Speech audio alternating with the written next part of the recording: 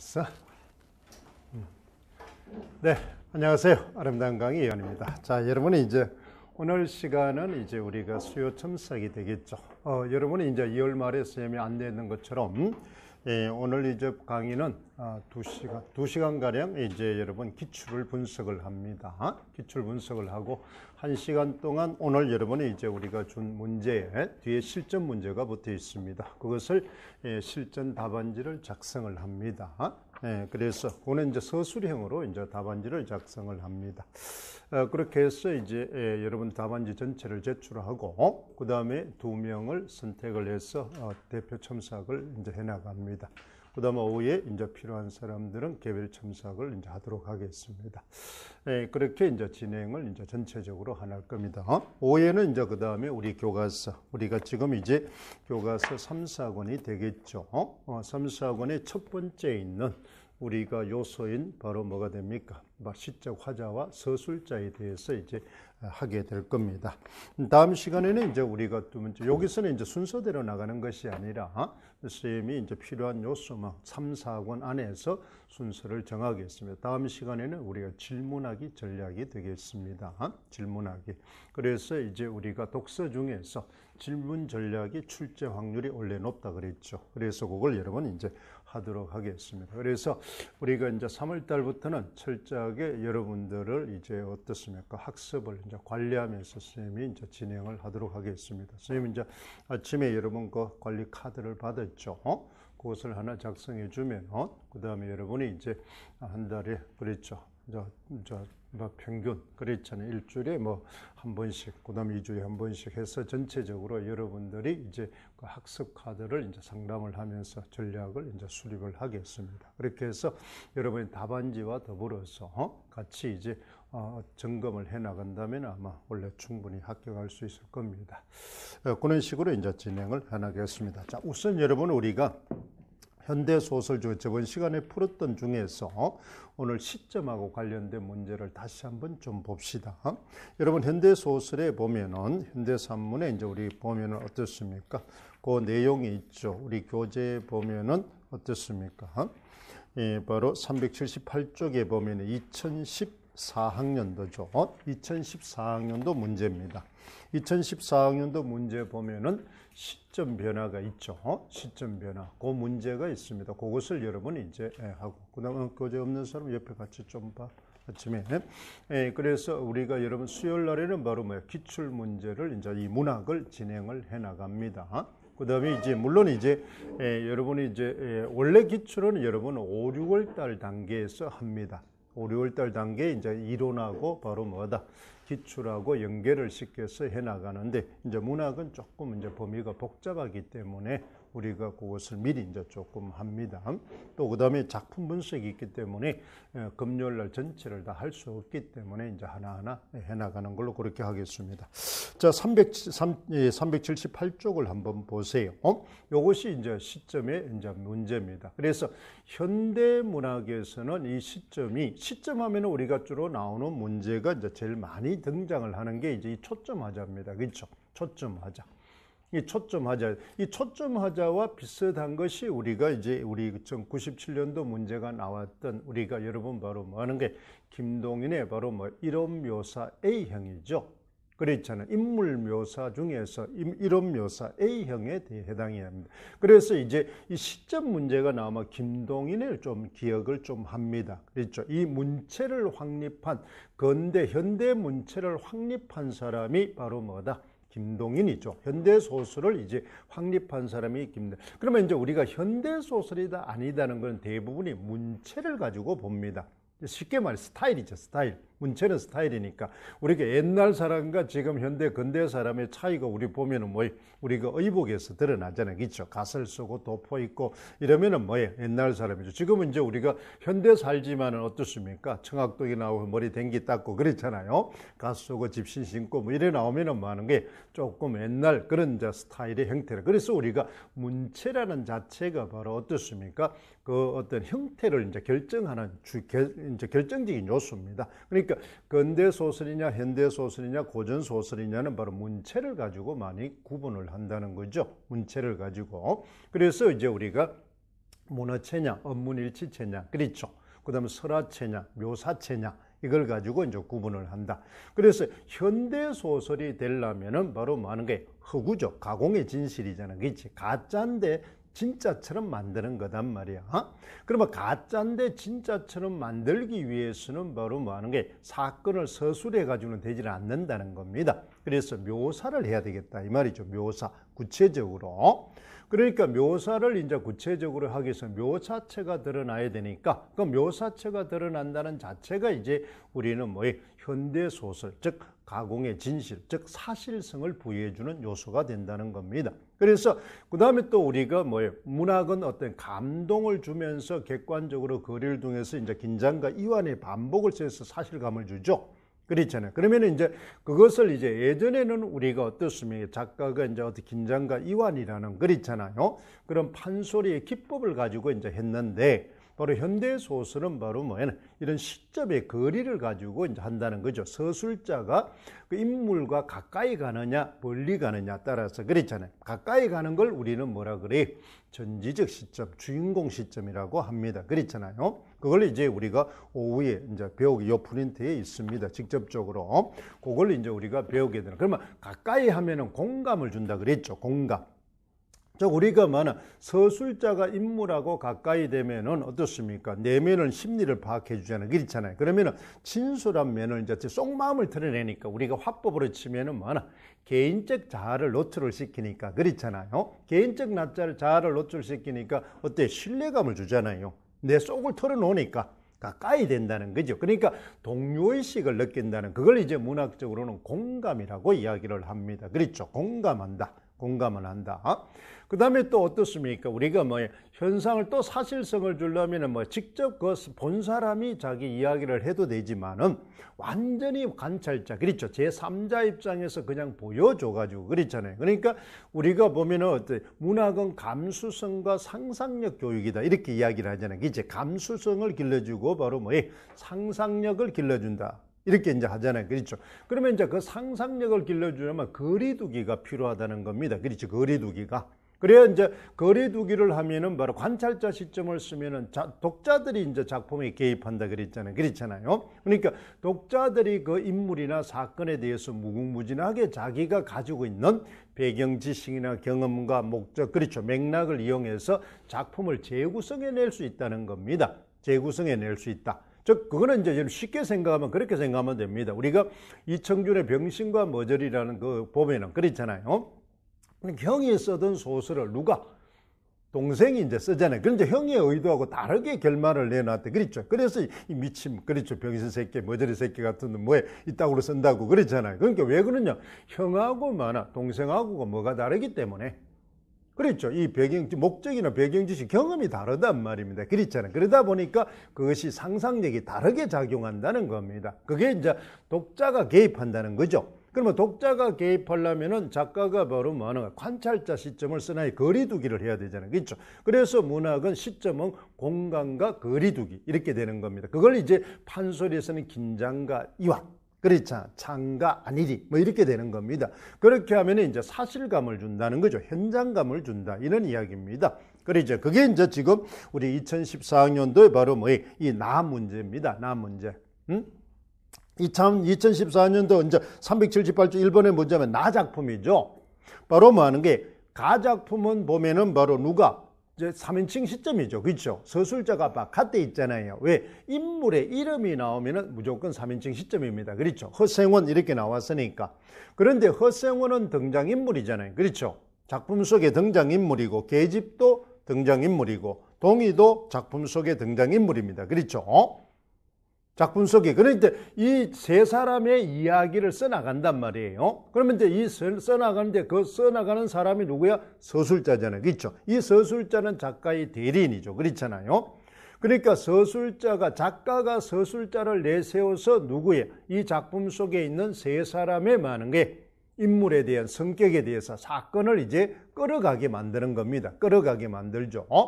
그러면은 이 서술자가 누구하고 허생원과 계집과 동의하고 똑같이 이제 뭐 하는 거예요? 거리를 둬야 되는데, 그렇잖아요. 그런데 뭐 하는 게 누구를 통해서 세 사람 중에서 누구를 반장으로 임명해서 허생원을 임명하고 허생원을 통해서 계집과 동의를 보게 만든다는 겁니다.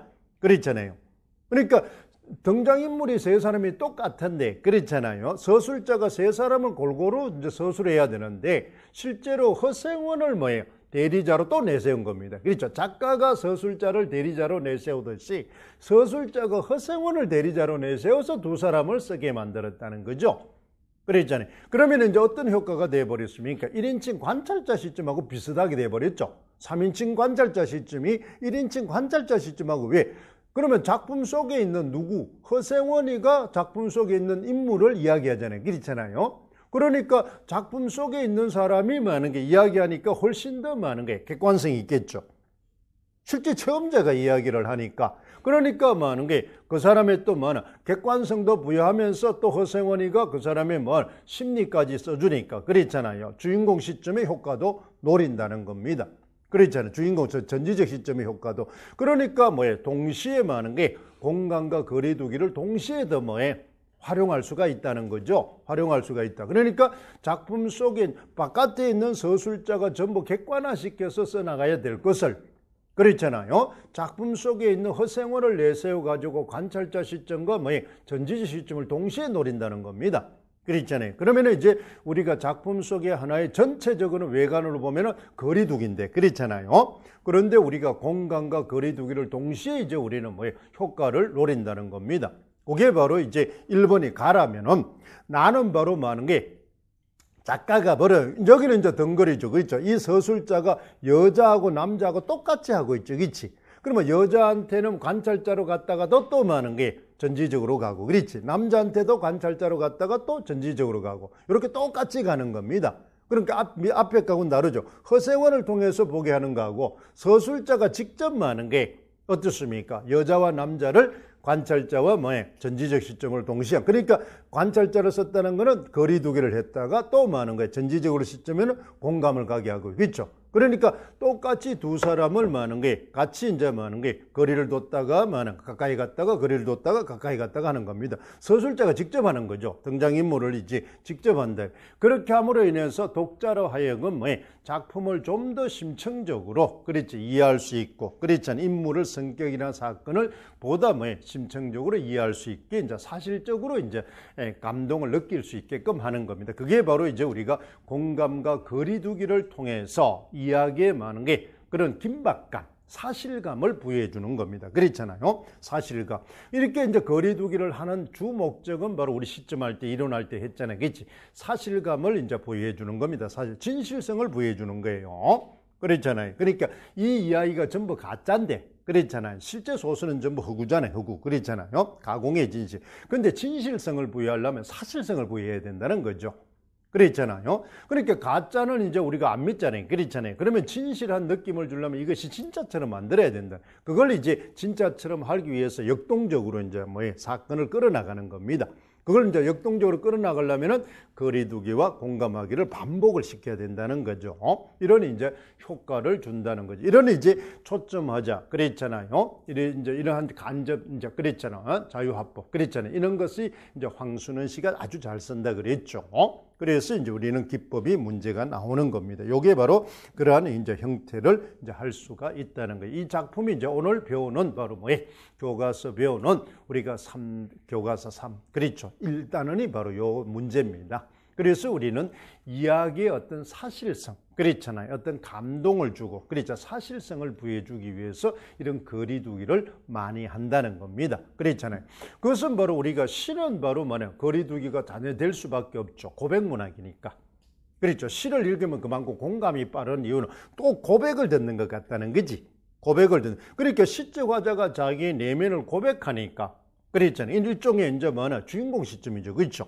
주인공 시점이 되면은 서술자와 누구하고 인물하고 가깝다 그랬잖아요. 그러면 독자하고도 가깝다 그랬죠. 그러니까 나한테 고백하는 것처럼 이제 느껴진다는 겁니다. 그렇죠. 고백을 들으면 그만큼 감동받잖아요. 그렇잖아요. 그렇죠. 여러분들 많은 게 연인한테 고백을 받으면 감동 먹을 거 아닙니까? 그러잖아요. 그러니까 속마음을 다 내가 이제 뭐 전달받으니까 그만큼 하는 게 진솔한 느낌을 든다. 이런 이야기입니다. 진솔한 느낌을 이제 든다. 그거죠. 이것이 바로 그 형태가 되겠습니다. 그래서 오늘 요 문제를 이제 잘 보면은 우리가 오해하는 문제를 아주 잘 알 수가 있다는 거죠. 시점은 굉장히 중요합니다. 그랬잖아요. 그래서 우리가 시점 작품을 이제 우리가 보고 적용하는 문제이기 때문에 이론을 잘 기억하라 그랬죠. 우리가 서답형은 우리가 갈래론의 기본 이론을 잘 알아야 됩니다. 이론을. 그러면 이제 그것만 잘 알아두면 답 쓰는 게 아주 지장이 없어요. 그러면 작품 먼저 분석할 줄만 알면 됩니다. 그래서 우리가 분석하는 능력은 이제 우리가 뭐다? 바로 이제 금요일 날 작품을 이제 배우는 거고, 그렇죠. 이번 달부터 이제 분석하는 방법을 배우고, 그 다음에 그 분석한 작품을 이제 학습 목표에 맞게끔 수업 설계를 짜는 것이 바로 이제 오늘 배우는 겁니다. 그렇죠. 수업을. 그러니까 작품 자체를 분석하는 것은 우리가 내재적 관점이죠. 그렇잖아요. 작품을 이해하는 겁니다. 그러면 그 이해한 작품을 학습 목표에 맞게끔 어떻게 수업을 전개해 나갈 것인가, 어떻게 활동을 시킬 것인가, 이것이 교과서다 이 말이죠. 그러니까 임용은 분석하는 내용도 있고 그렇잖아요. 그 다음에 이제 그것이 막 교과 내용 문제입니다. 그렇죠. 그 다음에 교과 교육 문제는 수업 설계도에 얻는 거죠. 수업 설계도에 있는 거다. 그래서 우리가 이제 보면은 우리가 이제 임용 문제 자체는 교과 내용 문제가 있고 교과 교육 문제가 있다면 그렇잖아요. 교과 교육은 수업 설계도에 얹는 겁니다. 그것은 이제 내일 우리가 하는 바로 뭐예요? 그렇죠. 독서에서 내일 뭐 한다 그랬어요? 교수학습 방법을 한다 그랬죠. 교수학습 방법. 그렇잖아요. 그러니까 교수학습 방법이, 그러니까 학습 목표를 이제 우리가 뭐 설정을 해서 그것을 달성하기 위한 교수법이 있단 말이겠지. 그것을 이제 내일 독서에서 장문에서 이제 그 방법을 배운다는 겁니다. 그죠? 그거는 이제 우리가 정해진 한 5개 있잖아요. 그렇죠? 그것만 이제 알아두면은 아주 쉽다는 겁니다. 그 방식대로 전부 다 우리 교과서가 설계되어 있습니다. 그러니까 지금 이제 우리가 오늘 배우는 이 교과서의 설계를 바로 뭐예요? 그 이론에 따라서 설정이 되어 있다는 걸 이해를 해야 됩니다. 알겠어요? 그러니까 그냥 이제 우리 교과서에 설계된 걸 보는 게 아니라, 이것은 우리가 배웠던 교수법 중에서, 그렇잖아요. 그 다음에 이제 성취 요소, 우리가 이제 보면은 이제 우리가 이 교재에 이제 성취 요소가 있잖아요. 그렇잖아요. 이 성취 요소를 달성하기 위해서 어떤 많은 게 교수법으로, 그렇잖아요, 전개를 시켜 나갔느냐, 그걸 이제 오늘 이제 교과서를 통해서 보는 겁니다. 그러니까 교과서는 외우는 게 아니고, 그렇잖아요. 그 다음에 그 학습 목표를 어떻게 달성하기 위해서 수업을 전중후로 끌어갔느냐, 그렇죠. 그걸 이제 보는 겁니다. 그 다음에 그렇게 하기 위해서는 어떤 과제를 제시했고, 학생들의 활동은 뭐를 이제 제시를 했고, 교사는 바로 거기에서 무슨 바로 발판 역할을 하느냐 이 말입니다.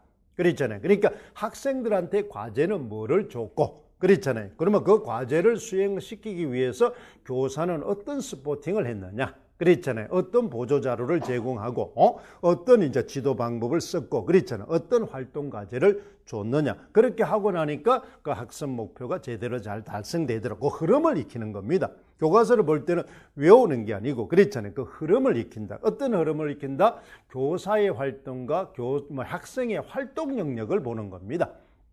내용을 외우는 게 아니고, 그랬잖아요. 그러니까 어떤 이제 활동을 할 때는 교사가 무슨 자료를 주고, 그랬잖아요. 어떻게 지도하고, 그렇잖아요. 그렇게 하니까 학생들은 뭐를 성취할 수 있고, 그렇잖아요. 어떻게 대답하고, 어떻게 활동하고, 요걸 이제 익히는 겁니다. 그러니까 내용을 작품 분석할처럼 외우려고 하지 말고, 그렇죠. 그런 걸 이제 보면은 우리가 좀 쉽게 될 수 있습니다. 자, 오늘은 이제 우리가 고전 운문을 이제 보도록 하겠습니다. 고전 운문 이제 교재가 이제 우리가 어떻습니까? 거기에 있죠. 바로 고전 490쪽입니다. 그렇죠. 고전 운문편 있죠. 자, 이제 2015학년도까지 이제 돼 있습니다. 이건 작년에 우리가 출제가 이제 교재가 나왔기 때문에 이제 2016학년 문제는 선생님이 기출 문제 분석해 놓은 거 있죠. 선생님이 이제 이 카페도 있고, 필요한 사람은 나중에 이제 주겠습니다만, 그 카페에 이제 그대로 분석된 게 있습니다. 자, 그러면 이제 여러분 외워보시죠. 항상 이제 지금은 우리가 1, 2, 3, 4는 우리가 분석과 전략이라 그랬죠. 분석한다는 거는 우리가 내일 이제 배우겠지만 KW를 L로 하는 겁니다. 그랬잖아요. 분석한다는 건 나온 걸 알아야 되겠죠. 나온 걸. 그러니까 항상 우리가 시험이라는 것은 중요한 게 있어요. 내가 지식을 확보하는 게 아니라, 그랬잖아요. 합격을 위해서입니다. 합격을 위해서, 알겠죠? 그러니까 기능적으로 공부를 하라. 기능적으로. 그러면 이제 뭐가 나왔느냐? 그렇죠. 뭐가 나올 거냐? 이게 제일 중요하다는 거죠. 이게 나왔으니까. 이미 교과서에서는 뭐 하는 게 영역이 정해져 있단 말이야. 그치? 영역이 정해져 있는데 그 영역 중에서 뭐가 나왔더라. 그러면 이제 나머지 이제 뭐 하는 게 나올 영역이 뭐더라. 그치? 그걸 이제 설정하는 겁니다. 그래서 그 나올 영역과 나온 영역을 분석해야 된다 이 말입니다. 분석. 그래서 이제 분석을 바탕으로 나올 것을 나는 어떻게 학습할 것인가 이제 전략을 수립하는 겁니다. 전략을 수립하는 거죠. 그게 이제 우리가 1, 2, 3, 4월 달까지 이제 우리가 완벽하게만 그것만 잡으면은 그렇잖아요. 그러면 이제 나올 것의 이제 방법은 중요도 평등 아닙니까? 그렇죠? 우리 시험 쳤던 것처럼 원래 뭐가 나올 것이니까 나는 그걸 좀 더 집중적으로 이제 공부를 하게 돼. 그러면 그걸 하기 위해서 이제 우리가 뭐 하는 게 이제 주제 통합적 학습을 하는 겁니다. 이 상호 텍스트 학습이죠. 내일 우리가 배우게 되는 우리가 전문적인 이제 독서 전략 중에 하나입니다. 그렇잖아요. 그러니까 주제 통합적 이제 학습을 한다. 그게 이제 그런 형태로 이제 테마로 잡아서 정리해 놓으면 아주 쉽게 진행될 수가 있다는 겁니다. 그러니까 지식을 외우는데 너무 목매지 않도록 하라 이 말이 있죠. 그러면 지식은 그런 전략을 하면서 필요할 때마다 익히면 됩니다. 그렇죠. 지식은 우리가 1월 달부터 11월 달까지 계속 조금씩 익혀 나가는 거지 한꺼번에 다 익히는 게 아니다 말이야. 그렇죠. 그러면 이제 힘들어서 안 됩니다. 성과도 안 나고 그렇잖아요. 효율성도 떨어진다는 거죠. 자, 그러면 이제 우리가 봅시다. 원래 이제 우리가 고전 시가에서 출제됐던 거 한번 보세요. 자, 우리가 목록을 먼저 봅시다. 2014, 2015를 보세요. 거기 보면 목록을 보니까 3호국을 가지고 이제 뭐가 나왔었습니까? 3호국을 가지고 뭐 하는 게 바로 시조에 영향을 준 거 그랬잖아요. 즉 우리가 시조라는 운문의 기본 형식은 시조라 그랬죠. 그러니까 시조의 갈래를 기본적으로 외워두는 겁니다. 그러니까 시조라는 것은 우리의 고유한 정형시가죠.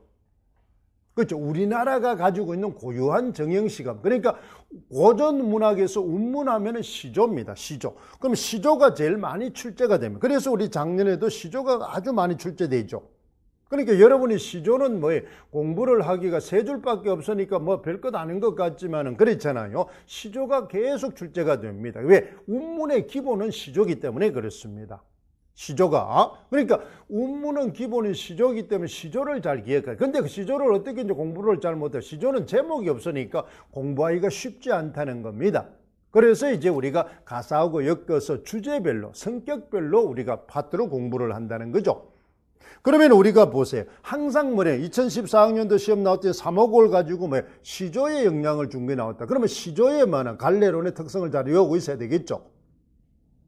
그렇죠. 그러면 이제 우리 제일 알고 있잖아요. 뭐라 그래요? 3단 구조입니다. 그치? 3단 구조. 3단 구조. 초중 종장의 3장 6구로 된 45자 이내의 고유한 정형시가입니다. 그렇잖아요. 그 다음에 이제 우리는 바로 종장이 제일 중요하죠. 그렇죠? 그러니까 3단 구조로 돼 있고 시상이 결구에 종장에 집약돼 있고 초장에 종장에 초더절이 바로 많은 게 그랬잖아. 3원부로 이제 돼 있어야 된다. 이렇게 돼 있잖아요. 그렇죠? 3음절로 이제 돼 있어야 된다. 이렇게 돼 있죠. 낙구, 감탄사로 돼 있어야 된다. 그것이 기본적인 겁니다. 그러면 그 영향을 준 게 이제 우리가 3호국이다. 그러면 보통 우리가 보면은 많은 게 시조에 영향을 줬다면 19chan가를 끌어오는데 그렇잖아요. 거기서 혼란, 시험은 바로 이런 겁니다. 19chan가 나오면 누구든지 안단 말입니다. 그러면 난도가 확 떨어지죠. 그렇죠. 19chan가 가지고 뭐 하는 게 시조의 형태하면 금방 그거는 다 달달 외워놓으니까. 그러니까 3호국을 가지고 딱 하니까 그러면 당황스럽다는 겁니다. 3호국을 가지고 하니까. 그렇잖아요. 그러면은 3호국도 우리가 보면은 실제적으로 우리 고려가요라는 것은 바로 민요에서 간 거단 말이겠지. 그러면 우리가 보면은 19chan가도 민요에서 온 거단 말이에요. 그렇잖아요. 왜? 우리의 고유 운문문학의 기본은 민요니까. 그렇잖아요. 그럼 민요의 갈래의 특성을 이제 외워두는 겁니다. 그렇잖아요. 민요의 갈래의 특성. 그건 이제 우리가 좀 이제 문학할 때 이제 하겠습니다. 그렇죠. 금요일날 이제 바로 우리가 운문부터 2주씩 들어가니까 그때 바로 이제 할 거예요. 그러면 그 형태를 이제 먼저 기억을 이제 해둡니다. 자, 그러면 보세요. 시조에 대해서 갈래가 나왔단 말입니다. 그렇죠. 그러니까 첫 번째 운문의 가장 중요한 게 뭐예요? 시조잖아요. 그렇죠. 그러면 시조에 대한 갈래, 사조. 그러니까 갈래론이 이제 출제가 되었습니다. 자, 그러면 작년에 출제된 건 뭡니까? 한번 생각해 보세요. 뭐였어요? 고려소교입니다. 그치? 고려소교 갈래가 나왔다면. 그러면 고려소교 갈래는 어디에서 왔다? 민요에서. 그랬잖아요. 평민문학이죠. 평민문학에서 궁중소각으로 바뀌었단 말이겠지. 궁중음악으로 바뀌었다 이 말입니다.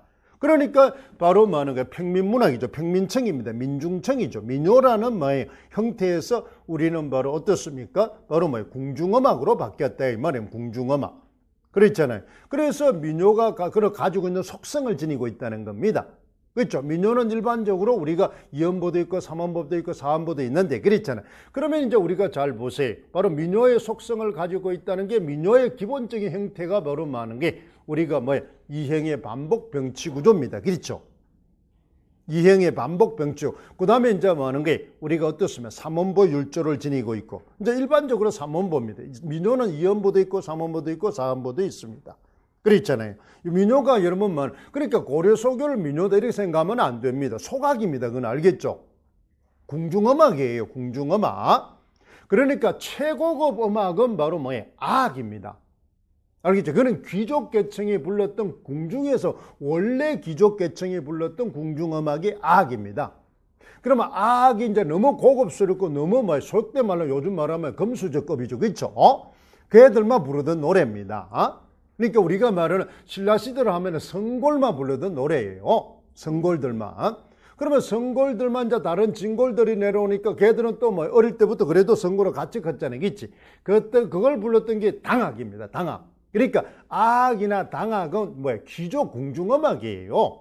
그러면 귀족계층이 불렀던 노래들입니다. 그러니까 고려 초기는 전부 많은 게 신흥사대부들이 육두품대들의 귀족계층이죠. 그죠? 그런데 무신이 난 이후에 바로 많은 게 무신이 난 이후는 바로 많은 게 평민청이죠. 무신들은 아주 무시무지랭이잖아요. 글도 잘 모른단 말입니다. 그러니까 그들이 불렀던 그 노래들이 그랬잖아요. 이제 그들이 실권을 지니까 그들이 의식을 이제 해야 될 거 아닙니까? 국가 의식을 해야 되겠죠. 그러니까 걔들도 평민이었지만은 많은 게 이제 급수가 달라졌죠. 실권자가 됐잖아요. 그렇잖아요. 나라의 이제 주인이 됐단 말입니다. 그러니까 옛날에 백성일 때 노래를 부를 수가 없잖아요.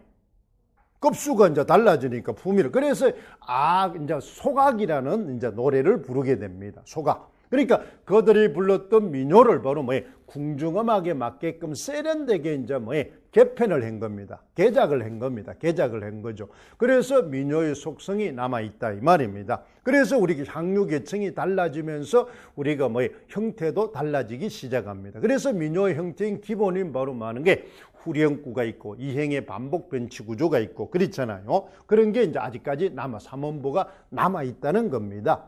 그렇죠. 남아있다. 그 대신 이제 표현이나 이런 거는 좀 세련됐다는 거죠. 그건 왜 그렇습니까? 보면 원래 민요는 바로 비속어가 많이 있습니다. 그렇죠. 상투어가 많다 이 말입니다. 상투어가. 관용어가 많이 있습니다. 그렇잖아요. 이런 것들이 많은데 이제 궁중음. 그러니까 우리가 한번 잘 보세요. 자, 향가가 나왔다. 그렇죠. 시조에 영향을 준 게 나왔다. 그렇지. 그 다음에 이제 우리가 말하는 게 고려가요가 나왔다. 그렇지. 고려가요가 나왔습니다. 그러면 이제 남은 게 뭘까? 우리가 운문에서 이제 우리가 보면은 그렇잖아요. 그러면 운문에서는 그거 말고는 별로 없습니다. 그렇잖아요. 형태 자체가. 고려가요가 변해간 거. 그렇죠. 고려 소각이 된 거. 그러면 이제 남은 거는 경기체가가 있을 거고, 소각 중에서도 그렇잖아요. 우리가 이제 고려가요 중에 경기체가가 있을 거고, 가사가 있을 거고, 사설시조가 있을 거고, 그렇잖아요. 그 다음에 이제 우리가 운문을 치면 이제 우리가 가사나 잡가가 있을 거다 이 말입니다. 그렇죠. 남은 갈래를 생각을 하면 될 거 아닙니까? 남은 갈래를. 그러면 이제 우리가 보면은 남은 갈래가 이제 우리가 경기체가를 그렇잖아요. 소각이 나와서는 경기체가 바로 나오기는 조금은 어려울 거다 이 말입니다. 그러면 이제 우리가 사설시조로 간다든지 아니면 잡가로 간다든지 가사로 간다든지 이렇게 이제 우리가 남아 있을 거다는 이제 그 운문에서 갈래가 나온다면은 운문에서 갈래가 나온다면은 그렇잖아요. 그러면은 그런 것을 이제 우리가 예측해서 갈래로는 항상 나오니까 알아둡니다. 한 개는 그렇잖아요. 그러면 우리가 보세요. 2014학년하고 2015학년들 안 나왔지만은 원래 나왔단 말입니다. 그렇잖아요. 그런 식으로 이제 우리가 공부를 이제 합니다.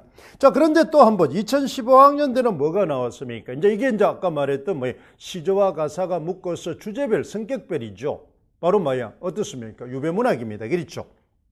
유배문학입니다. 좀 쉽게 말하면 뭐가 됩니까? 영군가죠. 영군가. 영군가입니다. 영군가. 그러니까 이제 영군가에 대해서 출제가 됐다는 겁니다. 영군가에 대해서 출제가 됐죠. 그러면 영군가라는 것은 일종의 전부 다 충입니다. 그렇죠? 지조, 절개입니다. 그러면 거기에 대한 시조에 대한 연궁가가 있고, 그렇죠. 그 다음에 이제 가사에 대한 연궁가사, 그랬잖아요. 유배가사입니다. 그랬잖아요. 그것이 이제 같이 묶여서 바로 말하는 게 공통된 주제. 이게 이제 우리가 말하는 주제 통합적 학습 문제입니다. 그렇지? 그럼 그게 딱 나오고 나니까 원래 나왔던 게 바로 뭐가 됩니까? 바로 강호가가 출제가 됐단 말입니다. 그렇죠? 강호가사가 이제 가사가 들어오지 않고 시조끼리만 묶어서 나왔다. 그렇죠? 성원에 바로 시조하고 그랬잖아요. 이제 유해구의 농가구장이 이제 출제가 돼가지고 바로 많은 게, 그러면 우리가 너무나 많이 했던 그랬잖아요. 자연에 대한 어떤 상징 의미에 대해서 출제가 되었다는 겁니다. 그러면 강호가에 대해서 이제 좀 출제가 됐구나, 이런 이야기입니다. 그 다음 나머지가 이제 우리가 뭘까? 이제 그걸 생각하면 되겠죠. 그거는 이제 우리가 운문문학 할 때 이제 주제별로 이제 할 겁니다만은 그랬잖아요. 그러면 이제 우리가 바로 어떻습니까? 경계가사가 있을 거고, 연정가가 있을 거고, 그랬잖아요. 유배문학은 저리가하고 이제 같으니까, 그랬죠. 삼중지.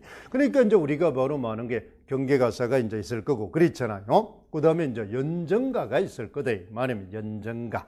그렇잖아요. 경세가. 그러면 경계가사는 경세가입니다. 시조에서. 그렇잖아요. 오륜가 같은 거, 훈민가 같은 거. 정철에, 그렇죠. 주세병 오랜가, 이런 것들이 바로 많은 게, 이제 어떻습니까? 경계, 훈민가입니다. 그랬잖아요. 경세가다. 이렇게 이야기를 이제 합니다. 그러면 가사를 가지고 이제 분류를 해서 그걸 같이 또 묶어두는 그런 식으로 우리가 예측을 좀 하면서 짝을 지었자 하지, 이 말이. 그게 이제 바로 같은 공부를 하더라도 어디를 묶어서 어디부터 먼저 집중적으로 할 것인가. 이걸 이제 선택을 하자는 겁니다. 그러니까 기출을 보는 이유는 바로 많은 게 나온 것을 바탕으로 나올 걸 예측하기 위해서 하는 겁니다. 일단은 뭐를 잡습니까? 영역을 잡고. 기출을 보면은 나올 영역을 선정을 합니다. 그 다음 영역을 잡았으면 그 다음 하는 게 나올 유형을 이제 보는 거죠. 그렇죠. 문제가 어떤 유형으로 출제가 되더라. 그렇잖아요. 유형으로. 그러니까 공부를 아무리 잘한다고 해서 실전에 강한 거는 아니라는 겁니다. 우리 대표적인 게 우리 여러분 선생님 항상 얘기하잖아요. 그 냉장고 부탁에 인류 요리사들인데, 그렇지. 근데 거기 보니까 하는 게 그랬잖아요. 게임 경기를 하니까 그랬잖아요. 바로 더리근도 있고, 그렇죠. 엉망진창이 있고, 그렇잖아요. 바로 하는 게, 그렇죠. 통조림 더 넣은 것도 나오고, 별것이 다 안단 말이야. 근데 걔들은 바로 자기 레스토랑에서는 최고급 요리를 만들 거 아닙니까? 근데 그 게임을 하면은 그렇게 된다는 거면 시간이 정해져 있으니까. 재료도 정해져 있으니까. 그렇죠. 그러면 자기가 하는 게 만들기 위해서 미리 설정해서 재료를 구입해 오는 게 아니고, 냉장고 딱 열어가 거기에 있는 거 가지고 미션을 주는 겁니다. 그게 여러분 시험하고 똑같은 거죠. 시험 문제를 딱 받으니까 내가 봤던 문제가 아니단 말이에요. 자료가. 그렇잖아요. 그거하고 똑같은 겁니다. 근데 미션도 다르다 이 말입니다. 그렇죠. 나는 이거 만들려고 왔는데 미션이 다른 게 나왔단 말이에요. 그렇잖아요. 그런 게 이제 우리가, 그런데 거기서 게임을 많이 해본 사람은 일반적으로 그렇잖아요. 바로 하는 게 냉장고를 알 거 아닙니까? 여자 하는 게 게스트가 나오면 어떤 게 있을 거고, 남자 총각이 혼자 사는 놈이 나오면 냉장고 어떤 게 있을 거고, 그렇죠. 그러면 그 대충은 이제 자주 보니까 냉장고 열어봤으니까 알 거 아닙니까? 그렇죠. 그 다음에 결혼한 사람들의 냉장고는 또 다를 거고, 그렇잖아요. 운동선수가 다를 거고, 연예인들이 다를 거고. 그럼 그 사람들은 많이 열어봤으니까 대충 재료가 뭐가 있다는 건 이제 알 거다는 거지. 근데 처음 나오는 사람은 그걸 잘 모르니까 깨질 수밖에 없다 이 말입니다. 그러니까 이제 경험이 많은 놈이 이길 수밖에 없다는 거죠. 형태 자체 그만큼 맥락에 대해서 많은 게 그만큼 많은 거에 여유가 있기 때문에, 경험이 많기 때문에 그렇습니다. 그러면 그런 이제 룰을 바탕으로 이제 이해를 하면 된다는 거지. 그렇죠. 나는 인류 요리를 만든다고 되는 게 아니죠. 시간이 정해져 있으니까. 너무 많이 벌리면 시간 안에 그 게임 요리를 못 만들어내잖아요. 그렇잖아요. 그러면 이제 지게 되는 겁니다. 경기이기 때문에 그렇습니다. 자, 그걸 이제 보면은 아주 쉽죠. 그래서 이제 우리가 정철의 삼행인국과 이충 이렇게 해서 이제 갈래가 복합적으로 이게 전부 주제 통합적. 그러니까 우리 시험 문제를 보면 전부 주제 통합적이죠. 그렇죠. 주제. 그래서 우리가 선생님 자꾸 상호 텍스트로 하라는 이유가 그겁니다. 시험이 실제, 그래서 우리가 공부를 작품 한 개는 별 의미가 없어요. 알겠죠? 그러니까 개별 작품 하나하나를 아무리 잘하려도 걔는 바로 아주 지식은 뛰어나고 교양은 뛰어나고 남한테는 많이 아는 것처럼 보일 수 있지만은 실전은 약하다는 겁니다. 실전은 약하다. 그렇죠? 그게 이제 공부를 많이 해도 떨어지는 사람의 특징 중에 하나입니다. 그러니까 이제 우리가 조금 약삭 빠르게 공부할 필요가 있다. 그렇죠? 게임에서는 그걸 이제 우리가 보면 되면, 자, 한번 봅시다. 자, 우리가 실전 문제를 이제 봅시다. 492쪽에 한번 볼까요? 바로 2014년도 고전 운문 문제 이제 유형입니다. 그랬잖아요. 그 형태들을 이제 우리가 보면은 실제적으로 이제 고전 운문의 이제 우리가 형태를 이제 우리가 보면은 그 형태를 이제 우리가 한번 봅시다. 그랬잖아요. 전과정의 심리적과 문학 사적 가치 이제 이렇게 되어 있습니다. 그렇죠? 이게 고전 운문이 맞나? 이거는 객관식이가 이 주관식으로 가야 되는데 고전 운문이 저 앞쪽으로 가야 되겠네. 그렇죠? 선생님 잘못 펼쳤네. 제일 앞쪽에 이제 봐야 됩니다. 이제 주관식이니까 그다음 논술형 빼고 나서 저 뒤에 같이 앞쪽에 고전 운문 여기가 되겠네. 그렇죠? 어디입니까? 108쪽을 가야 되겠네. 그렇죠? 108쪽에. 이게 이제 우리가 이제 기억하죠. 이제 그게 이제 우리가 먼저 봅시다. 108쪽에 보면은 뭐가 됩니까? 선생님이 아까 했던 바로 많은 게 작가가 처한 상황과 관련된 창작 동기를 파악할 수 있다. 자, 그러면 이제 우리가 창작 동기입니다. 그렇죠? 창작 동기는 바로 뭐 주제와 관련된다 그랬죠? 그러면 창작 동기는 뭐를 반영하고 있는가? 작가죠. 창작 동기 하면은 바로 뭐 의도잖아, 의도. 의도하면은 뭐, 의도에 영향을 미치는 게 뭐라 그랬어요?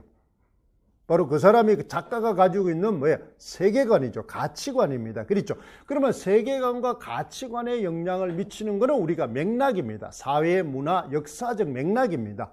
그러면 대부분이 우리가 잘 알고 있는 많은 게 그 사람의 세계관과 가치관에 영향을 미치는 것은 사상적 배경이죠. 사상적 배경. 그렇잖아요. 그러면 고전 문학이니까 이제 우리가 향유 계층이 되겠죠. 계층일 거고, 계층이 정해지면은 바로 그 사람의 뭐에 사상이 정해집니다. 그렇죠? 그 시대의 사상이 정해진다는 겁니다. 그러니까 작가가 어떤 처한 상황이냐 따라서 창작 동기가 목적이 다르다. 창작 동기는 목적입니다. 그렇잖아요. 그러면 이제 우리가 여러분 보세요. 윤선대의 게네오 나오고 그다음 별 3인공 나오니까 이게 이제 바로 우리 작품을 딱 보는 순간 우리는 뭐라 그랬어요? 상위 갈래를 알아라 그랬죠. 갈래, 상위 갈래. 그래서 우리가 항상 공부하는 학습법 어떻게 하라 그랬어요? 이미 십자학습을 하라 그랬죠. 자, 지금 뭐냐? 견해요가 있단 말입니다. 견해요. 요게 있고 별 3인곡이 있다 이 말이에요. 별 3인곡이 있다. 요게 이제 우리가 말하는 많은 게 대상입니다. 그죠? 대상. 그러면 여러분 머릿속에 지금 이게 이제 실제로 작품 속에 나온 대상이잖아요. 그러면 요걸 하면 제일 먼저 뭐라 그랬어요? 이걸 딱 잡으면 요거에 많은 거예요. 상이어를 떠올려라 그랬죠? 상이어. 그러면 갈래를 치면은 요거는 시조고, 그 다음 요거는 이제 가사입니다. 그럼 이거 가지고 풀리는 게 아니단 말입니다. 그렇잖아요. 처한 상황, 창작 동기를. 그러면 요것이 묶여 있을 때는 요거에 뭐 공통점이 있을 거라는 겁니다. 그렇잖아요. 그랬잖아요. 그러면 여기에서는 이 두 개가 바로 많은 거예요. 이제 유배문학이라는 겁니다. 유배문학. 그렇죠. 유배문학이다. 이 말입니다. 유배문학. 그렇죠. 일종의 바로 많은 거예요. 연궁가다. 이 말입니다. 연궁가. 이걸 이제 떠올릴 줄 알면은 게임 끝나는 겁니다. 그렇죠. 게임 끝나는 거다. 이 말입니다. 그러니까 우리가 작품을 하면은 여러분들은 항상 공부를 하면은 어떻게 하느냐 하면은 많은 거예요. 이 작품이 나오면은 뭐 한다? 하이어부터 먼저 써요. 즉 분석을 먼저 하려고 한단 말이야. 분석을. 이걸 먼저 하는 게 아니고 이걸 먼저 하는 겁니다. 알겠어요? 이걸 먼저 하는 거예요. 그럼 이걸 바탕으로 이제 뭐 하는 거예요? 이 분석을 하는 겁니다. 그러니까 방향 설정, 주제를 먼저 설정해 놔놓고 이 작품을 이쪽에 맞게끔 가란 말이에요. 그 다음에 분석을 할 때는 우리가 잘 알잖아요. 바로 뭐야? 내용, 형식, 많은 거예요. 표현 정해져 있단 말이에요. 그렇죠? 크게 보면 이거 아닙니까? 분석한다는 것은 뭐예요? 내재적인 요소죠. 그렇죠? 자, 그러면 이제 우리가 분석을 한번 생각을 해보세요. 자, 우리 공략법 외우고 있잖아요. 그래서 이제 그 공략법을 외우면 쉽다 그랬죠. 자, 우리가 한 장짜리 준 거 있잖아요. 그렇잖아요. 오늘 첨언서는 그 한 장짜리 나중에 받아가세요. 그러면 제일 먼저 고전 우물의 공략법 첫째 하는 거예요. 갈래와 향유 계층을 알아라. 그렇지? 갈래와 향유 계층을 알아라.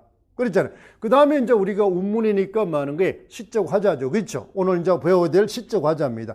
왜 시적 화자가 중요해요? 시적 화자에 따라서 주제가 달라진다는 겁니다. 시적 화자의 위치와 태도에 따라서 주제가 달라진다 이 말입니다.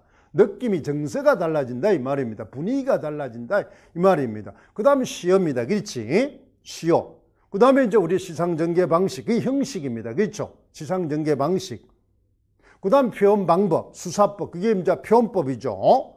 그 다음에 시어라든지 시적 화자라든지 어조라든지 이런 거는 전부 다 바로 일종의 내용입니다. 그렇잖아요. 그걸 이제 크게 보면 이렇게 보지만 이것을 이제 우리는 바로 어떻습니까? 이거는 작가의 시어를 통해서 작가의 의도를 파악하는 겁니다. 시적 화자. 그러니까 이제 형식 같은 거는 시상 전개 방식이죠. 요거는 표현 방법입니다. 그렇잖아. 표현 방법은 우리가 잘 알고 있잖아요. 바로 비유법이냐, 변화법이냐, 강조법이냐. 그렇잖아요. 근데 그게 이제 너무 범위가 넓으니까 고전 문학에서는 뭐라 그랬어요? 제일 많이 운문에서는 많은 게 바로 역설. 그렇잖아요. 그 다음에 많은 게 비유. 그렇잖아요. 상징. 그 다음에 바로 많은 게 그렇잖아요. 이제 대조. 그 다음에 반어. 이렇게 이제 간다 그랬죠. 그러니까 역설이 제일 많다 이 말입니다. 역설이 제일 많습니다. 왜 그러냐면은 시는 시적 화자가 처해 있는 상황이 전부 다 부정 상황이기 때문에 그것을 많은 게 극복하기 위해서는 극복하려면 현실이 달라져야 되는데 현실이 달라지는 건 없다는 겁니다. 그렇잖아요. 시는 정서문학이기 때문에 고백문학이기 때문에 그러면 현실이 달라지지 않는데도 자기가 극복을 하면 자기 생각을 바꾸는 수밖에 없는 겁니다. 그렇잖아요. 마음을 반대로 바꾸는 겁니다. 그렇죠. 지금 괴로운데 괴롭지 않다. 그렇지. 그것을 나중에 나는 행복한 맞을 거라는 생각으로 바꾸는 겁니다. 지금이 아닌 미래를 통해서 지금의 상황을 극복하는 거죠. 그게 전부 많은 게 역설이다 이 말입니다. 그렇죠. 그래서 그런 방법들이 되는 겁니다. 이걸 이제 우리가 보면 돼. 그러니까 아까 첫 번째 말했던 갈래와 향유계층을 기억하는 겁니다. 이 상이어죠. 그죠? 갈래와 그러니까 작품을 보면은 이게 갈래와 그렇잖아요. 향유계층을 기억하는 겁니다. 향유계층. 그러면 갈래는 일종의 이거는 이제 우리가 말하는 많은 게 시조고 요거는 바로 많은 게 그랬잖아요. 가사입니다. 그러면 그건 너무나 평범하죠. 너무 범위가 넓잖아요. 그거는 시험 문제치기가 별로 없죠. 여기는 아까 말했던 많은 게 고려가요냐 시조냐 이런 갈래가 아니죠. 그렇죠? 이 문제가 아니단 말이에요. 그러니까 여기서는 요걸 이제 떠올려. 갈래 그 중에 시조 중에서 영군가가 해당하고 그렇죠. 가사 중에서 영군가사에 해당한다는 겁니다. 그러니까 별 3인국인데서 우리가 알 수가 있겠죠. 견해요. 그랬잖아요. 어떻습니까? 견해요는 보세요. 많은 거. 회포를 보낸다 이 말입니다. 노래. 그렇죠. 회포를 자기의 많은 게 그런 한을 푸는 노래 이 말입니다. 한을 푸는 노래죠. 그러니까 이제 여러분 윤선도 하면은 딱 두 가지 노래입니다. 그렇잖아요. 유배문학, 영군가하고 강호가입니다. 그러면 우리가 강호가의 완결판이라는 게 뭡니까? 어부사시사죠. 어부사시사. 그렇죠. 근데 어부사시사는 무조건 해야 됩니다. 그러니까 윤선도 나오면은 바로 이런 유배문학, 그래서 견해요. 그렇잖아요. 그 다음에 어부사시사. 이게 가장 대표작이 되는 겁니다. 윤선 나오면 그 두 개는 반드시 이제 해놓아야 된다는 거죠. 그러면 어부사시사를 하면은 이제 그것을 이제 아까 말하는 게 또 주제통합적으로 하면은 이연보의 어부가에서 왔고, 그렇잖아요. 그 다음에 그 고래가요의 어부가에서 왔다. 그렇지. 그렇게 이제 공부를 이제 하는 겁니다. 그게 이제 거기서부터 또 상호 텍스트 벌리고. 그러니까 자꾸 가지를 벌리는 겁니다. 알겠죠? 가지를. 기본 작품을 두고. 그렇죠. 그 기본 작품에서 주제 통합적으로 가야 되는 겁니다. 주제 통합적으로. 그러면 그 지식을 많이 알아야 되지 전반적인 지식은 시험에 그렇게 도움이 안 된다는 겁니다. 됐죠? 그러면 한번 보세요. 슬프거나 주는 옳다나 외다하나. 그랬잖아요. 그러니까 고전 문학의 가장 기본의 공부는 바로 일단은 해석하는 겁니다. 그렇잖아요. 그렇죠. 이거는 일종의 외국어와 같은 거니까. 그렇잖아요. 그러니까 우리는 국어니까 해석하는 겁니다. 그래서 고전 문학 지도할 때 첫 번째 지도 요소 보면은 바로 현대어로 우리말로 해석하는 줄 알아야 됩니다. 그러니까 여러분이 공부할 때 많은 거예요. 향가를 한다, 고래가루를 한다, 그랬잖아요. 가사를 한다. 그렇죠. 원어가 나왔을 때 그것을 완벽하게 현대어로 해석해낼 줄 알아야 됩니다. 해석해낼 줄 알아야 돼요. 그러면 그것이 먼저 돼야 된다는 거예요. 그러니까 대표작은 우리말로 먼저 완벽하게 해석할 줄을 알아야 됩니다. 근데 그게 보니까 여러분 안 돼 있는 사람이 너무 많더라는 겁니다. 향가, 기본 향가도 많은 거예요. 그러니까 한글로 된 거는 잘하는데 어떻습니까? 향찰 문자로 원어로 나오면 그놈을 해석을 못 하더라는 거죠. 고래가요도 마찬가지입니다. 사설지도도 마찬가지입니다. 그러니까 그거의 기본이 안 되니까 어떻습니까? 작품 분석이 안 된다는 거예요. 그러니까 너무 많은 게 겉만 본다는 거죠. 그렇잖아요. 피상적으로 공부를 한다는. 그러니까 대표작은 아주 깡그리 많아. 완벽하게 할 줄 알아야 됩니다. 그러니까 대표작은 100%로 만들 줄 알아야 돼요. 알겠어요? 100%. 그러니까 대표작이 나오면은 어떤 난도의 문제가 나와도 맞출 수 있도록 공부를 하라. 공부를 하라. 알겠어요? 그걸 이제, 그럼 보세요. 내 몸이 해올 일만 닦고 닦을 뿐이다. 그 밖에 연함은 일은 분별 없이. 그러면 어떻게 보면은 바로 뭐예요?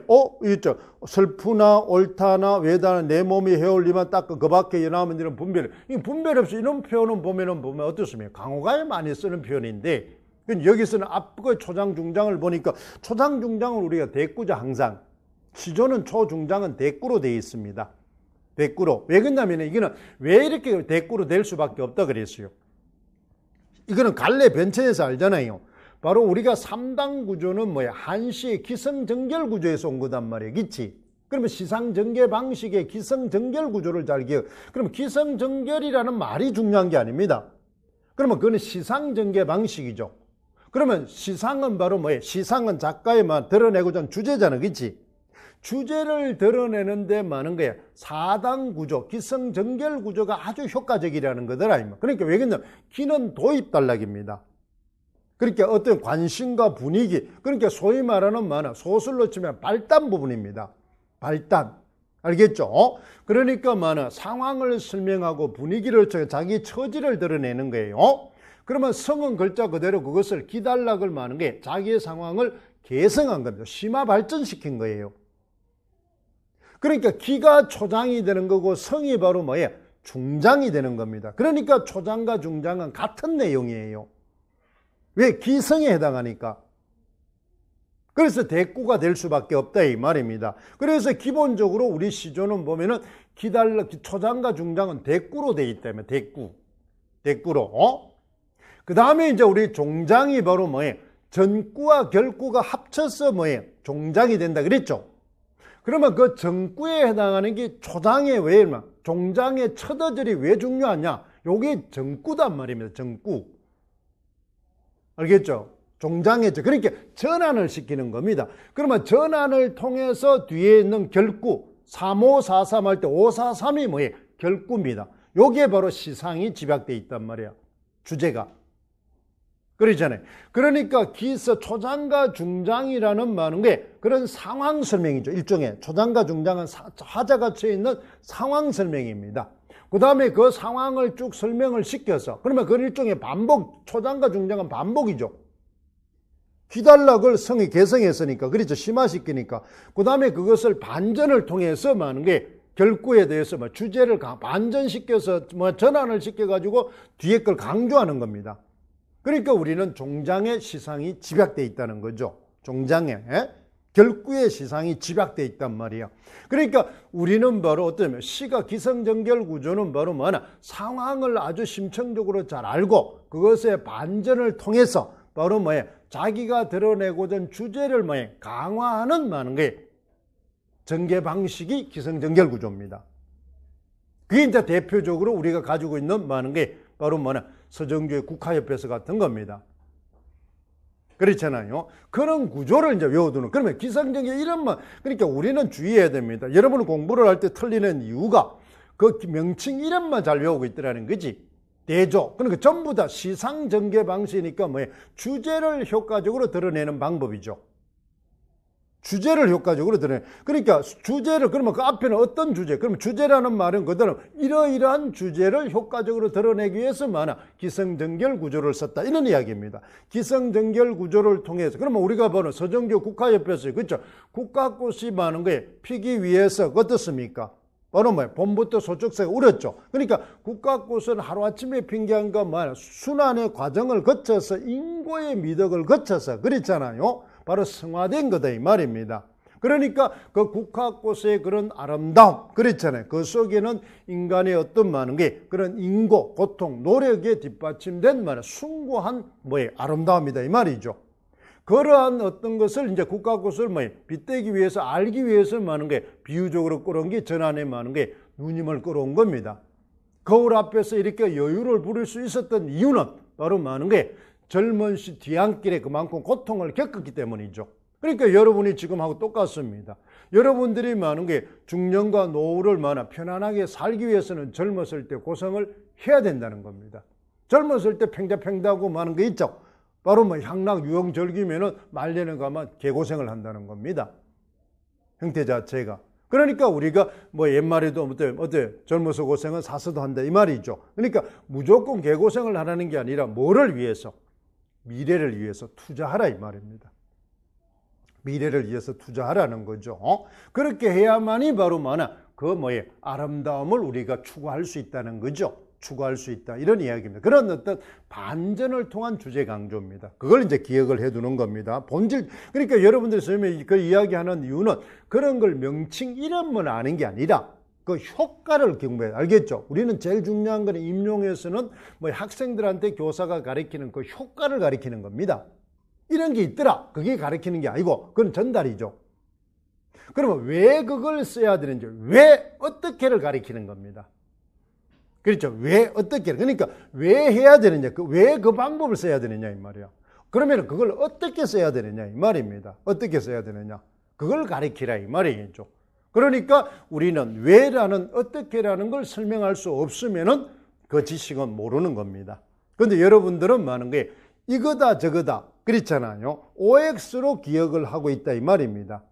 OX로 인지 기능으로 하고 있다. 그러니까 실제 임용에서 많은 게 그 효과에 대해서, 의의에 대해서, 기능에 대해서, 역할에 대해서 써라 할 때 답을 못 쓰더라는 거죠. 그러니까 전부 다 두리뭉실한 피상적인 답을 쓰더라는 겁니다.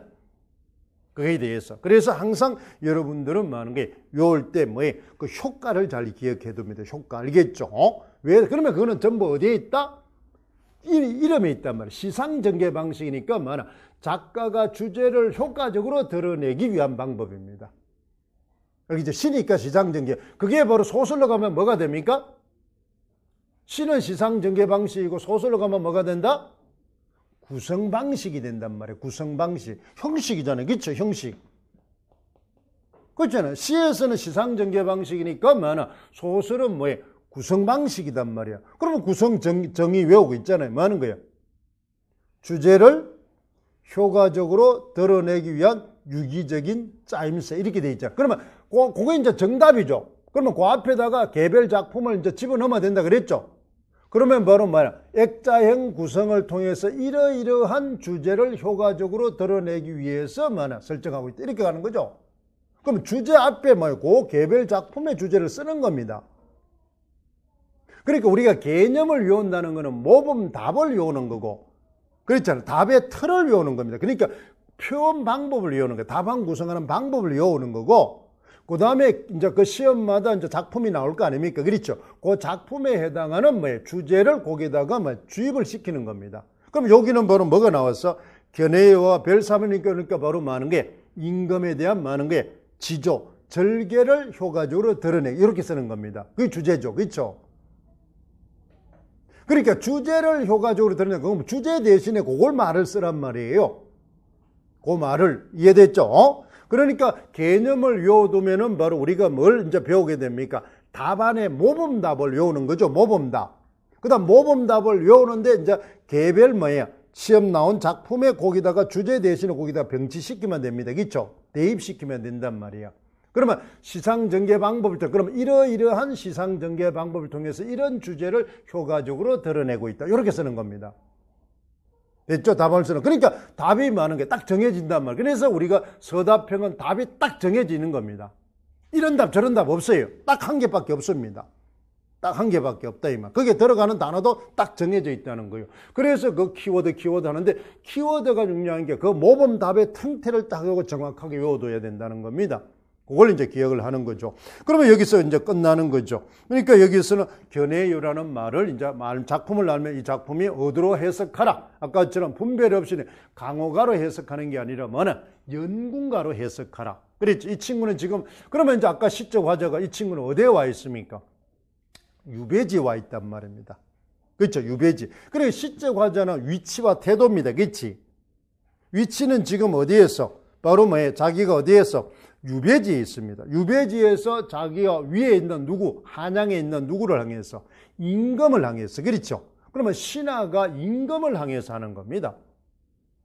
그랬잖아요. 그러니까 연궁가니까 임금을 향해서 하니까 자기의 많은 게 임금을 사모하는 마음, 자신의 충직한 마음, 충이죠, 충. 그 다음 지조, 결별, 유배를 갔으니까 억울하죠. 그러니까 이제 결백하다는 걸 이야기하는 겁니다. 그러면 이제 우리가 외우고 있던 바로 정과정 같은 게 이제 거기에 해당하는 겁니다. 정과정. 그러면 그게 이제 유배문학의 패턴을 쫙 연결하는 겁니다. 억울한 유배문학은 아니지만은 자기의 임금을 향해서 하는 겁니다. 원가 같은 겁니다. 그러면 이제 갈래부터 나가는 거죠. 그러면 주제통합으로 가면은 원가가 바로 신하가 임금한테 하는 게 친구 관계지만 지금은 주종 관계죠. 그 다음에 이제 정과정으로 가는 겁니다. 그랬잖아요. 그 다음에 이제 유배 시조, 영군가로 가는 겁니다. 시조로 가면은. 그 다음에 이제 우리가 하는 게 가사로 가면 영군가사로 갑니다. 영군가사 하면은 바로 첫 번째, 최초의 영군가사는 뭡니까? 조이의 만분가입니다. 알겠죠? 조이가 지금 만분가에 연산군대 간 겁니다. 연산군대. 조이가 지금 만분가가 바로 하는 게 아까 말하는 어떻습니까? 지상과 천상으로 되어 있습니다. 구조가 사계절이 등장을 하고 그 구절이 그걸 이제 본따서 그대로 지은 게 바로 정철의 삼인곡입니다. 송민곡입니다. 그러니까 정철의 송민은 선조 때 이야기잖아요. 그렇죠? 그러니까 이제 유배가사의 초체 유배가사는 조이의 만분가예요. 만분가. 억울하다 이 말입니다. 그렇죠? 그 다음에 이제 그것이 조선정기입니다. 그럼 가사는 조선문단 나오면 정기 후기로 나누고 그랬잖아요. 그럼 후기로 가면은 바로 대표적인 게 바로 북청가입니다. 북청가. 김준영의 북청가. 그렇죠? 그것도 이제 유배문학이죠. 그러면 그거하고 이제 대비시켜서 이제 비교하기 위해서는 바로 하는 게 김조원의 바로 만은사입니다. 그건 바로 중인이죠. 유배를 가는 거는 전부 다 양반입니다. 충신입니다. 정치 문제예요. 정치 문제. 그런데 이제 만은사는 경제 문제다. 중인이단 말이에요. 중인. 경제 비리, 뇌물 받아 먹고 간 거죠. 그러니까 그 성격이 다르다. 그러니까 기본적으로 우리가 하는 게 뭐가 된다. 이 운문문학의 기본 축은 강호가와 영군가입니다. 그러면 영군가와 강호가를 완벽하게 못하면 운문을 안 한 겁니다. 운문을 안 한 거예요. 알겠죠? 그러면 고전 운문을 했다고 말할 수가 없는 겁니다. 고전문학 공부했다고. 그러니까 강호와와 영군가를 완벽하게 하는 게 구사를 못합니다. 그러면 그걸 축을 두고 이제 주제 상호 텍스트는 겁니다. 그러면 강호가를 했더라면은 바로 그 다음 끌려 들어오는 게 이제 뭐하는 거예요? 잡가입니다. 유상가입니다. 그렇잖아요. 그게 이제 상호 텍스트로 끌려오는 겁니다. 상호 텍스트로 끌려오는 거예요. 그러니까 작가를 별도로 해서 나오지는 않죠. 그러니까 우리가 강호가를 하면서 그게 작가를 끌어온 그건 평민노래니까. 그렇잖아요. 그런 식으로 우리가 공부를 하자 이 말입니다. 공부를 하자. 그러면 이 작품이 그러면 김춘택의 별삼인곡이라는 작품을 몰라도 그렇잖아요. 삼인곡이 별삼인곡은 속삼인곡과 같은 거죠. 그러니까 같은 계통이. 그러니까 이 작품을 분석할 때 뭐만 알아버리면은 이것만 알면 나머지 해석이 돼버린다 이 말입니다. 그러니까 이 작품을 내가 안 해도 상관이 없다는 겁니다. 삼인곡을 하고 있으면은. 송민곡을 하고 있으면. 그러니까 영군문학을 이제 우리가 영군가사를 하면 삼인곡과 송민곡과 북청가를 기억을 한단 말이에요. 대표작이죠. 그렇잖아요. 그러면 조이의 만분가는 뭐예요? 삼인곡 송문학에서 그 영향을 줬다는 것만 알면 됩니다. 영향을 줬다는 것만, 어떤 요소가 영향을 줬다는 것만 알면 돼요. 그렇잖아요. 그 다음 그걸 하기 위해서 이제 만은사 같은 거는 뭐예요? 영군가, 양반이 가지고 있는 작품과 이거하고 뭐예요? 비교만 계층이 다르죠. 향유 계층이 다르단 말입니다. 그렇잖아요. 그 다음에 뭐 하는 거예요? 유배간 이유가 다르단 말입니다. 이 정치 문제기는 경제 문제니까. 그렇죠. 그러니까 그 사람들이 대응하는 태도가 다르죠. 왜? 화자가 다르잖아요. 화자의 계층과 뭐 하는 게 갈등의 원인이 다르니까 임금한테 대하는 태도도 다르단 말입니다. 그렇잖아요. 태도도 전전 다릅니다. 쉽게 말해서 여러분 생각을 해봐. 대정치인에 있는 사람들은 많은 거예요. 어땠어요? 적장이들은 죽어도 많아. 그렇죠? 내가 오롯이 죽습니다. 서민들은 죽는 게 억울하죠? 그러니까 만은사관들은 글자 그대로죠. 만은사. 말이 많습니다. 만원이에요. 1만 만자, 말씀 원자입니다. 그러니까 변명이 아주 늘어지는 겁니다. 변명이. 결국 살아나요. 변명을 많이 해가 살아납니다. 하도 말빨이 좋아가지고 그 노래들이 어때? 너무나 하는 거예요. 그렇잖아요. 슬프고 애절해가지고 그 유배지 주민들이 하는 거예요. 감동을 먹어가지고 막 먹을 것 갖다 주고 그 노래들이 전부 또 궁녀한테 퍼져가 결국 임금한테 들어가가지고 살아납니다. 하여튼 이게 그렇죠. 살려면 이 말빨이 좋아야 됩니다. 말빨이 좋아. 그런데 이제 뭐 조의 만분가 이런 것들은 보면 글자 그대로 억울함을 호소하니까 결국 사약받고 죽습니다. 그렇잖아요. 임금이 보냈는데 억울해요. 그렇죠. 나 결백해요. 막 그렇게 빡빡 악을 쓰니까 그렇죠. 죽어도 좋습니다. 이러니까 죽여버리죠. 괜찮아요. 그러니까 이제 빡빡 쓰니까 이제 뭐예요? 그 누구가 이제 주로 간신히 모함을 가는 거 아닙니까? 그러면 그만 살아남은 자기들이 다 날아가니까 죽일 수밖에 없다 이 말입니다. 그렇잖아요. 지금 그거 똑같잖아. 뭐 우리 지금 뭐 새누리당이 뭐 아침에 뭐 뉴스 보니까 나와 있대. 윤상희가 뭐 죽여버리라. 그렇죠. 김무성이 살아남아 자기들 작살날 수 있으니까 먼저 싹 잘라버리자 이 말이죠. 정치판은 그런 거단 말이에요. 그렇잖아요. 그러니까 정치판 똑같은 거 아니에요. 뭐 정은이가 뭐 삼촌 뭐 그렇죠. 뭐야 고모부모 죽이듯이 마찬가지입니다. 싹수를 잘라버려야 된다 이 말입니다. 뭐 요즘 드라마 하대 뭐 이방원이가 그 정도전이 막 날리고 하듯이 그렇잖아요. 그러니까 싹수를 빨리빨리 날려야 되는데 정치판에서는 안 그러면 자기가 당하니까. 그러니까 이제 정치는 뭐 하는 게 아주 막 그래서 정치는 조폭하고 똑같단 말입니다. 언제 뭐예요? 그렇죠. 칼 들이댈지 모른단 말이에요. 그러니까 이제 날려버리는 겁니다. 그러니까 이제 조폭하고 걔들은 같이 뭐예요? 항상 정치는 짜고 들어가는 겁니다. 그러니까 거기 들어가면은 뭐예요? 좋은 사람 되기는 걸린 겁니다. 정치판에 들어간다는 사람은 절대로 도덕성은 없습니다. 그 형태죠. 그 들어가는 순간 그 집단 무리가 그랬기 때문에 거기 그럴 수가 없어요. 거기에 어떤 뭐 정의롭게 할 수가 없어요. 그래서 대부분의 많은 게 정의로웠던 사람들, 옳은 사람들 갔다가 막 1년만 하고 튀어나오죠. 더러워서 못해먹겠다. 그렇잖아요. 그 대표적인 게 뭐예요? 우리가 그 김홍신 작가 있잖아요. 김홍신 씨 있죠. 소설가. 그 사람이 의정할 때 얼마나 잘했습니까? 최고 항상 평가 1위죠. 의정활동 평가 1위입니다. 항상. 근데 많은 게 더러워서 못하겠다고 나와버렸죠. 괜찮아요. 그러니까 자기들이 그게 안 맞다 이 말입니다. 이제 그게 몇 선 하고 오래 하는 놈은 많은 게 그거는 조폭보다 더 합니다.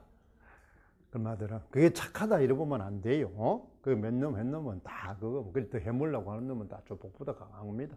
그러니까 이제 그게 좀 덜 조폭을 뽑는 거예요. 알겠어요? 우리 정치는 원래 그랬으면 덜 조폭, 그러면 덜 처먹을 놈. 어차피 처먹는 거는 뭐 같습니다. 알겠죠? 덜 처먹을 놈. 그랬잖아요. 그러니까 이제 쉽게 말해서 떡 꼬물만 주워 먹을 놈, 떡 잘라 먹을 놈은 안 되고, 그렇지? 뭐 고물은 적대 그렇죠. 우리도 고물 주워 먹으니까 그렇잖아. 서민들도. 그럼 고물만 주워 먹어야 되는데 떡 가지고 몽땅 그렇죠. 떡 잘라 먹는 건 또 괜찮대. 쌀까지 또 빼못 뭐 그렇잖아요. 안 된대. 떡살까지 빼못 버리니까 이제 문제가 생긴다는 거. 그런 놈을 이제 고르는 겁니다. 정치는 그런 거예요. 그러니까 이제 그걸 이제 이게 요건 그것만 알면 그러면 이제 여기 끝났죠. 창작 의도는 바로 뭐 하는 게 창작 동기는 자신의 충이죠. 그럼 여러분 조선 전기 문학 딱 하면 여러분 생각을 했잖아요. 유교적 충이 아니면은 뭐예요? 강호 한정 두 개잖아요. 그러니까 유교적 충이니까 뭐가 됩니까? 영군가. 강호 한정이니까 강호가. 이 두 개가 키단 말이에요. 조선전기 사상이 두 곳밖에 없으니까. 그러니까 거기에서 노래할 수밖에. 그러니까 문학은 뭐예요? 우리가 번째 총론할 때 배웠잖아요. 뭐예요? 문학은 문화산물이다. 그치? 문학은 언어예술이다. 그렇잖아요. 그 가치가 들어갈 수밖에 없단 말이에요. 그 시대에 문화가 들어갈 수밖에 없단 말이에요. 그럼 이 작품이 이제 끝나버리잖아요. 그러면 처한 상황이 이제 유배문학이었구나. 그러니까 여기서는 바로 어떻습니까? 우리는 바로 자, 그러면 이걸 이제 우리 어디에다가 하냐? 그러면 별 삼위국이니까 삼인곡을 외우고 있죠. 삼인곡 외우고 있죠. 그걸 외우고 있어야 됩니다. 글자를 다 외우라는 게 아니라 외울 때는 어떻게 외우라 그랬어요? 시상전개 방식이죠. 형식으로 외웁니다. 자, 가사는 어떻게 돼 있어? 그걸 이제 배웠잖아. 목적에 따라서 글의 구조죠. 우리 독서할 배웠잖아요. 장문 독서. 목적에 따라 글의 구조 가사는 뭐야? 3단 구조잖아요. 왜? 시조의 산문화가 된 거니까. 그러면 서사, 본사, 결사로 돼 있다. 그럼 아까 서사는 바로 많은 게 그러면 이제 삼인고니까 자기 상황이죠. 시적 화자와 많은 거예요. 임금과의 청자지, 청자 사이의 관계입니다. 그래서 자기는 천년여질, 그래 타고났단 말이야. 천생배필이다. 그런데 많은 거예요. 버림받았다. 이게 많은 거예요. 삼인국 아닙니까? 서사. 맞죠? 그럼 본사는 어떻게 돼 있어요? 본사는. 그럼 그래 계절의 변화죠. 봄, 여름, 가을, 겨울 4계절의 변화로 돼 있잖아요. 그러면 4계절의 변화 첫 번째 봄, 그건 외워야죠. 봄에 많은 거예요. 뭘 보내겠다. 매화를 보내겠다. 맞죠? 여름에는 뭘 보내겠다. 여기 나오는 이제 옷을 보내겠다. 가을에 뭘 보냈다? 응? 합격하기 싫은 거야지. 바로 청광을 보내겠다. 달빛을 보내겠다. 겨울엔 뭐야? 양춘을 보내겠다. 이래 돼 있잖아요. 그건 계절의 변화입니다. 그걸 외우고 있어야 됩니다. 그래서 여러분 이야기했잖아요. 대표작을 내가 얼마나 하고 있느냐. 그걸 못 외우고 있으면 공부를 안 한 거다. 그래서 떨어지는 거는 난 당연하다 이렇게 생각하란 말이야. 알겠죠? 억울하다 이렇게 생각하지 말고 억울하다 이렇게 생각하면 공부를 못 합니다. 깊게 안 한단 말이야. 알겠죠? 나는 했는데 왜 내가 떨어지냐? 그렇죠? 쟤는 안 한 것 같은데 됐느냐? 억울하다 이러면 아까처럼 깊게 안 본다는 겁니다. 봐야 될 걸 안 본다는 겁니다. 아, 이건 한 거다 하고 넘어간다는 거죠. 그러니까 자꾸 실수를 범한단 말이에요. 알겠죠? 그러니까 아까 이게 필수 작품은 내용이 환하게 구조가 안 떠오르면 공부를 안 한 거다. 그러니까 공부를 안 했으니까 나는 떨어지는 게 당연하다. 그런 생각을 하란 말이에요. 그러면 내가 좀 더 하면 되는구나. 여러분 실수보다 안 한 거는 쉽습니다. 하면 되니까. 실수는 안 됩니다. 이야기했죠. 선생님 앞에는 선생님 착각해서 실수했다고 소리 하지 마세요. 그 있잖아요. 차라리 모릅니다. 이게 낫습니다. 모르는 거는 배우면 되니까. 실수는 습관입니다. 그건 고치기 어려워요. 그건 내가 고칠 수 있는 게 아니에요. 그러니까 여러분이 실수했다, 착각했다 이거는 바로 내가 해줄 수 있는 게 아니에요. 본인이 해야 되는 겁니다. 그러면 여러분 배우러 온 사람은 뭐야? 모르는 걸 가르쳐 주러 오는 거겠지. 내가 해줄 수 있는 거는. 그렇죠? 근데 여러분들은 모르는 거에 대해서는 막 나한테 자꾸 숨기고 실수는 뭐야? 자기가 알고 있는 것처럼 자꾸 그거는 내가 해줄 수 있는 게 아닙니다. 자기 습관을 고쳐야 되는 거니까. 습관을 고쳐야 되는 거예요. 그래서 그건 무서운 겁니다. 습관은 하루아침에 굳어진 게 아니죠. 그런 걸 이제 우리가 보자. 그러면 그 다음에 뭐예요? 결사는 뭡니까? 아까 말한 결사는 뭐가? 주제가 집약되어 있죠? 주제가 뭡니까? 임금에 대한 변함없는 사랑이죠? 충이잖아요. 그럼 어디다가 빗대었습니까? 그럼 삼인곡이니까 여기는 윤회사상으로 되어 있죠? 그렇잖아요. 그러면 죽었으면 하는 거예요. 범납이 되겠다. 이렇게 되어 있잖아요. 윤회사상. 그럼 그걸 외워. 그럼 단어를 외워. 그게 아까 말한 키워드를 외우란 말이에요. 단어. 항상 지금 서다평은 뭐라 그랬어요? 명사로 외우라 그랬잖아요. 명사로. 서사보사 견사. 그렇죠. 첫째는 바로 뭐 하는 거예요? 천생배필이죠. 그렇잖아요. 우리는 하늘에 맺은 천생배필이다. 그래서 지금 뭐 하는 거예요? 유배로 와서 한인자. 그렇죠. 그 다음에 뭐 하는 거예요? 사계절 변화. 그렇지. 사계절에 따라서 자기의 뭐예요? 마음이죠. 마음을 주는. 그럼 어디에다가 의탁에 있죠. 묘화를 보내요. 묘화 지조잖아요. 옷, 자기의 마음이죠. 최고급 옷이잖아요. 그렇죠. 여러분도 사랑하는 사람한테 선물 사주잖아요. 명품 사주잖아요. 그거잖아요. 이 옷 사주는 게 똑같잖아요. 그렇잖아요. 명품 사주는 겁니다. 그 다음에 뭐 하는 거예요? 청광. 그렇지. 그 다음에 뭐나 나는 유배지에 뭐 하는 거예요? 전남 창평에 있는데 한양이 뭐야? 춥단 말이겠지. 그러니까 뭐 따뜻한 뭐 하는 거예요? 양춘을 보내고 싶단 말이야. 근데 나는 갈 수 없죠. 누가 맡고 있어? 저 하늘을 보니까 뭐가 있어? 구름이 뭐 헐레라 이렇게 돼 있잖아요. 그 단어가 그렇게 돼 있잖아. 구름이 뭐야? 가리고 있단 말이에요. 맞아? 그러니까 나는 갈 수 없죠. 현실적으로. 상황이 자기 유배지에 있고 그 다음에 이거는 또 선녀에 빗댔잖아. 그렇지? 그럼 갈 수 없으니까 나는 어디로 가겠다? 아까 이야기했잖아. 운문은 무슨 방법이래? 편 방법이 뭐로?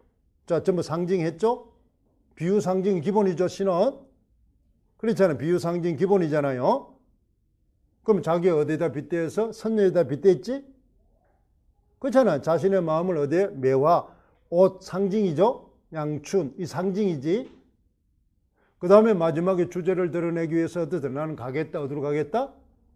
임금 갈 수 없는데 가겠다. 뭐야? 역설이죠?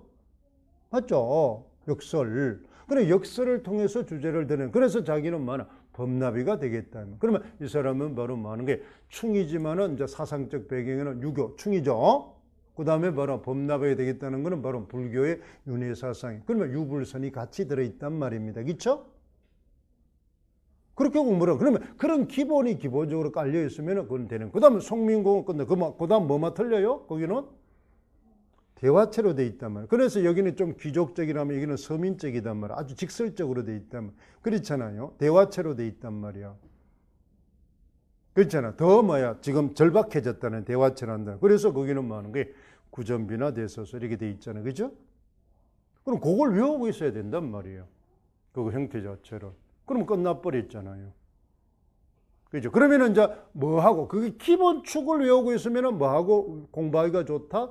많은 사도 북청가하고 공부하고. 전기 기본이니까, 그치? 전기가 기본이니까. 운문문학이 기본이니까. 그러니까 북청가는 바로 뭐야? 유배에서 돌아오는 거. 여기는 유배지 상황밖에 없죠. 유배를 가고 유배지에 습밖에 없어요. 북청가는 유배지에 돌아오는 겁니다. 유배지의 생활과 유배지에 돌아와서 복권이 되는 게 있단 말이에요. 그러면 이제 뭐가 다르기 때문에 시대적 상황이 달라졌다는 거예요. 그만큼 많은 조선 후기는 정치적으로 불안했다는 겁니다. 유배를 갔다가 다시 복권이 된다는 겁니다. 그 다음에 유배지에서 아주 많은 게 대접을 잘 받습니다. 그렇죠? 그러면 수령들이 말을 안 듣는다는 겁니다.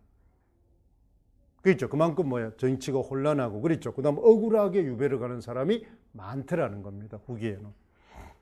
그렇잖아요. 그런 거. 그 다음에 이제 많은 사람은 그게 비교하는 거죠. 그렇죠? 뭐마다 향유계층이 다르고, 뭐 유배를 간 사연이 다르고, 생활이 다르고, 표현이 다르다. 그렇죠? 향유계층이 다르니까 나타나고자 하는 게 다르단 말입니다. 사건이 갈등 요소가 다르니까. 그러면 공부가 끝나버렸잖아요. 그치? 그런 식으로 이 작품이. 그러니까 이 기출을 볼 때 그걸 내가 완벽하게 외우고 있는지를 한번 점검을 해보라는 겁니다. 점검을 해봐라. 그건 나와도 또 나옵니다. 왜? 제일 중요하니까. 우리 운문문학에서 제일 중요하니까. 운문문학은 유교적 충의와 강호 함정이죠. 그러니까 영군가와 뭐야? 강호가. 그러면 강호가 작년에 나왔으니까. 그치? 나와도 요거는 시조만 나왔기 때문에 또 알아둡니다. 가사하고 작가로 연결될 수도 있으니까. 됐죠? 자, 우리 쉬었다가 뒤에 거 이제 우리가 그 7번 2111쪽을 그걸 이제 하도록 하겠습니다. 됐나요? 지금 이제 처음이니까 지금 선생님이 그 공부하는 패턴을 지금 이야기한 겁니다. 이해됐죠? 수고했습니다.